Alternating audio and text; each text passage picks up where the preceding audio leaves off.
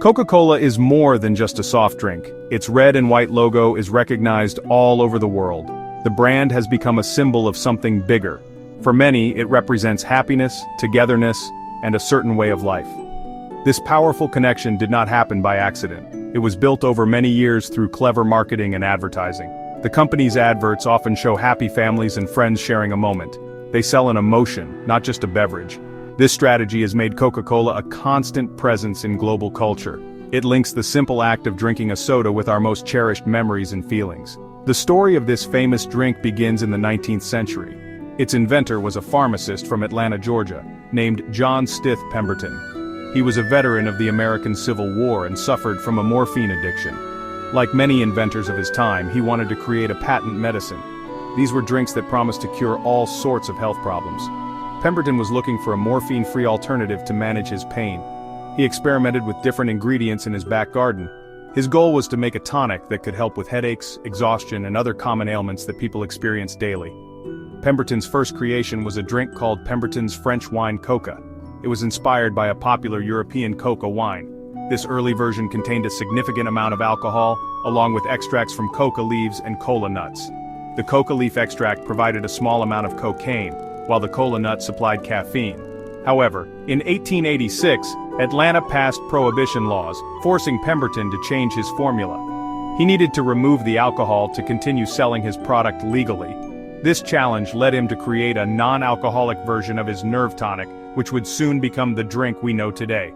He took his new alcohol-free syrup to a local pharmacy, Jacob's Pharmacy. There, it was mixed with carbonated water from the soda fountain. People who tried it loved the taste. They found it refreshing and invigorating. Pemberton's bookkeeper, Frank M. Robinson, came up with the name Coca-Cola, believing the two C's would look good in advertising.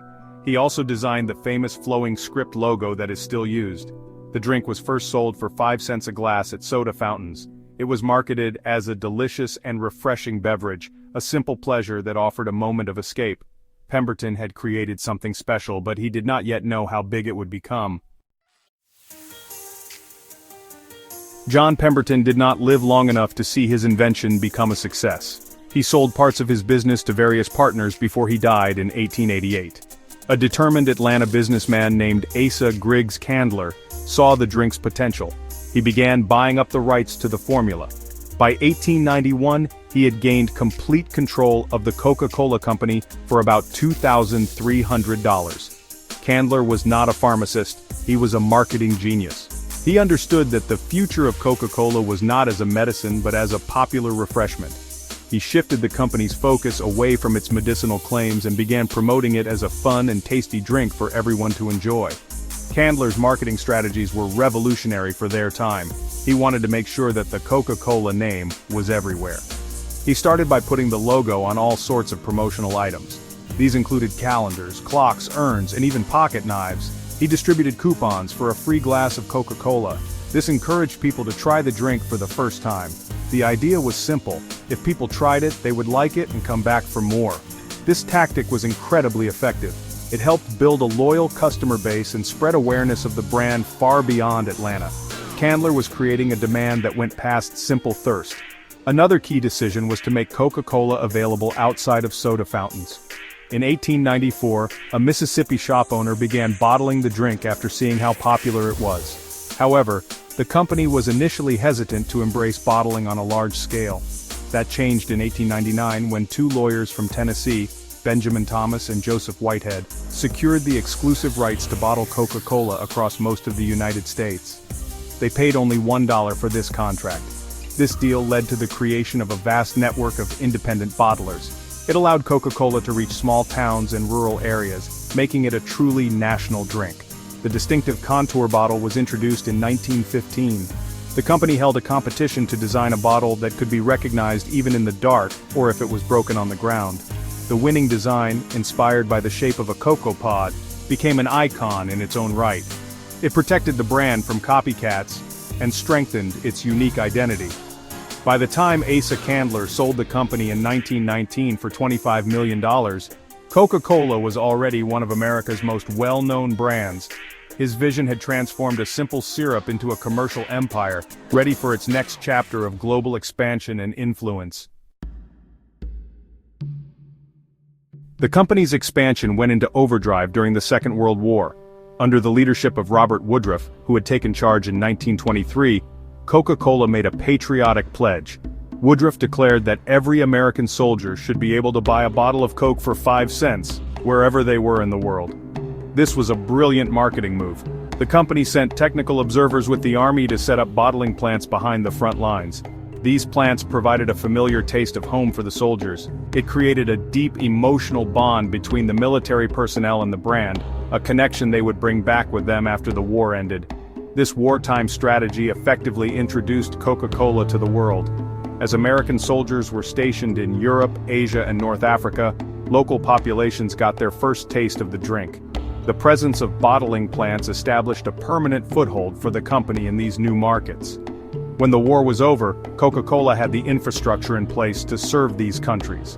The drink became a symbol of American culture and post-war optimism. It represented freedom and the modern consumer-driven lifestyle that many people aspired to. The war had inadvertently turned Coca-Cola into a global ambassador for American enterprise. The war also led to the creation of another famous drink, Fanta. The head of Coca-Cola's German operations, Max Keith, faced a major problem during the war. The Nazi government made it impossible to import the secret Coca-Cola syrup into Germany. To keep the German bottling plants running and his employees in work, Keith had to innovate. He created a new drink using the ingredients that were available to him at the time. These included whey, the leftover from cheese production, and apple pomace, the fibrous remains of pressed apples. He called the new drink Fanta, short for the German word fantasy, meaning imagination. Fanta became very popular in Germany during the war years, keeping the business alive. After the war, when Coca-Cola re-established its operations, it acquired the Fanta brand. The company saw the potential for a fruit-flavored soft drink and relaunched Fanta in 1955. It was marketed as a bright, fun, and flavorful alternative to cola, appealing especially to a younger audience. The story of Fanta's creation is a remarkable example of ingenuity in difficult circumstances. It shows how the company was able to adapt and even thrive amidst the chaos of global conflict, ultimately adding another successful brand to its growing portfolio. After the war, Coca-Cola turned its attention to a new and, honestly, pretty powerful group of consumers, young people. The baby boom generation was coming of age, and the company wanted to make sure Coke was their drink of choice. So advertising campaigns started to feature energetic teenagers, school activities, and, all sorts of youthful fun. The message was clear. Coca-Cola was a part of being young, cool, and sociable. The company successfully integrated its product into the fabric of school life. It sponsored school events, provided branded scoreboards for sports fields, and installed vending machines in school corridors. Coca-Cola became as much a part of the school day as textbooks and classes. This strategy helped secure a new generation of loyal customers. However, as the decades passed, this close relationship with schools and young people started to face criticism. Health advocates began to raise concerns about the high sugar content in fizzy drinks. They pointed to rising rates of childhood obesity and other health issues. Coca-Cola and other soda companies were accused of contributing to these problems by marketing sugary products directly to children. The presence of vending machines in schools became a particularly controversial topic. Critics argued that it promoted unhealthy habits at an early age, prioritizing profit over student well-being. The company has had to respond to these growing health concerns. It has introduced a range of low-sugar and zero-sugar alternatives, such as Diet Coke and Coke Zero Sugar. These products aim to give consumers a choice while keeping them within the Coca-Cola brand family. The company has also started to diversify its portfolio, investing heavily in bottled water, juices, and other healthier beverage options. In some regions, it voluntarily removed its full-sugar fizzy drinks from schools. These actions show a company trying to adapt to changing public attitudes about health and nutrition, though the debate over its core products continues.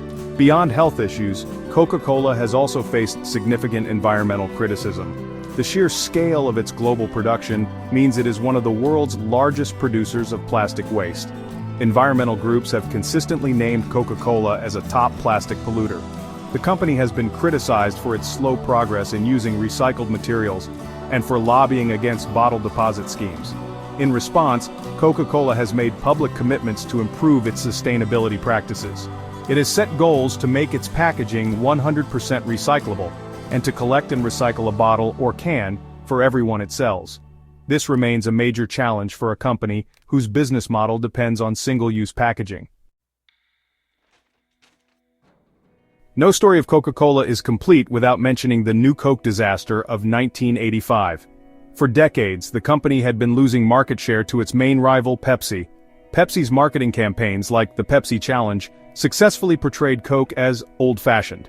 In blind taste tests, more people seemed to prefer the sweeter taste of Pepsi. Worried by these trends, Coca-Cola executives decided to do something drastic. They secretly developed a new, sweeter formula for Coca-Cola. After extensive market research and taste tests that confirmed the new flavor was preferred, they took a huge gamble. They decided to replace the original formula entirely. In April 1985, the company announced the change. The launch of New Coke was met with an immediate and overwhelming public backlash. People were not just disappointed, they were angry. They felt that the company had taken away something that belonged to them. Coca-Cola was more than a drink, it was a piece of American identity. Consumers organized protest groups, wrote letters, and flooded the company's headquarters with phone calls demanding the return of the original. They did not care if New Coke tasted better in tests. They wanted their Coke, the one they had grown up with. The emotional connection to the brand was far stronger than the company had ever realized. The company was stunned by the intensity of the reaction. The negative press was relentless. After just 79 days, executives admitted they had made a terrible mistake. In a press conference, they announced the return of the original formula, which was rebranded as Coca-Cola Classic. The news was met with national celebration. The return of the old Coke was a huge media event, and sales of the classic formula skyrocketed. The New Coke fiasco, once seen as one of the biggest marketing blunders in history, ended up being a strange kind of success. It taught the company an invaluable lesson about the power of brand loyalty and emotional attachment. The story of Coca-Cola is a lesson in how a simple product can become a cultural icon. From its origins as a 19th-century patent medicine, it grew into a global symbol through smart marketing, strategic expansion, and its ability to connect with people on an emotional level. The journey has not been without its challenges, including controversies over health, the environment, and labor practices. Yet the brand has endured. The New Coke incident revealed that the public felt a sense of ownership over Coca-Cola. It showed that the secret behind the bubbles was not just a formula in a vault, but the shared memories and feelings of billions of people around the world.